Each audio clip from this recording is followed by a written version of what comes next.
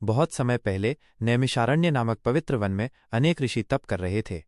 वहां उग्रश्रव नामक सूत जी पहुंचे और ऋषियों के आग्रह पर उन्होंने महाभारत की कथा सुनानी शुरू की।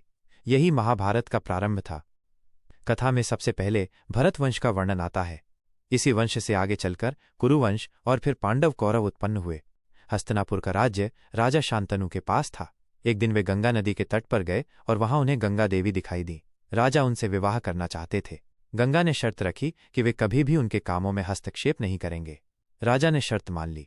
विवाह के बाद गंगा ने कई पुत्र उत्पन्न किए, परंतु वे प्रत्येक को नदी में प्रवाहित कर देती।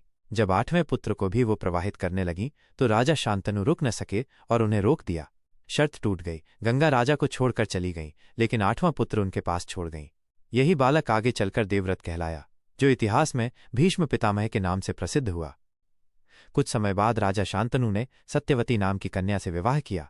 उससे 2 पुत्र हुए, माइनस चित्रांगद और विचित्रवीर्य। चित्रांगद युद्ध में मारा गया और विचित्रवीर्य की मृत्यु बिना संतान के हो गई। तब व्यास मुनि ने नियोग द्वारा विचित्रवीर्य की पत्नियों से 3 संतानें उत्पन्न की, धृतराष्ट्र, पांडु और विदुर। धृतराष्ट्र अंधे थे, परंतु सबसे बड़े होने के कारण राजा बनने योग्य माने जाते थे। पांडु ने कुंती और माद्री से विवाह किया। कुंती को महर्षि दुर्वासा से ऐसा वरदान मिला था कि वो किसी भी देवता को बुलाकर उनसे संतान प्राप्त कर सकती थी। इस वरदान से उसने यमराज से युधिष्ठिर, वायु से भीम, इंद्र से अर्जुन और अश्विनी कुमारों से नकुल और सहदेव को जन्म दिया। एक बार बाल्यावस्था में वरदान की परीक्षा करते हुए उसने सूर्यदेव को बुलाया और उनसे कर्ण का जन्म हुआ। इसी बीच धृतराष्ट्र ने गांधारी से विवाह किया। गांधारी ने 100 पुत्रों और एक पुत्री को जन्म दिया, जिनमें सबसे बड़ा था दुर्योधन। यही सब आगे चलकर कौरव कहलाए। समय के साथ पांडव और कौरव बड़े हुए। भीष्म पितामह, द्रोणाचार्य और कृपाचार्य ने उन्हें शिक्षा दी, परंतु दोनों पक्षों में बचपन से ही प्रतिस्पर्धा और ईर्ष्या बनी रही। दुर्योधन पांडवों से ईर्ष्या करता था और उन्हें बार बार अपमानित करने की योजना बनाता था। इसी बीच पांडवों ने अपनी वीरता का परिचय देते हुए द्रौपदी स्वयंवर में भाग लिया।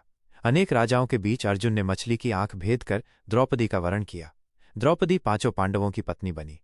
बाद में पांडवों को अपना अलग राज्य इंद्रप्रस्थ मिला। वहां उन्होंने यज्ञ किया और राजसत्ता स्थापित की।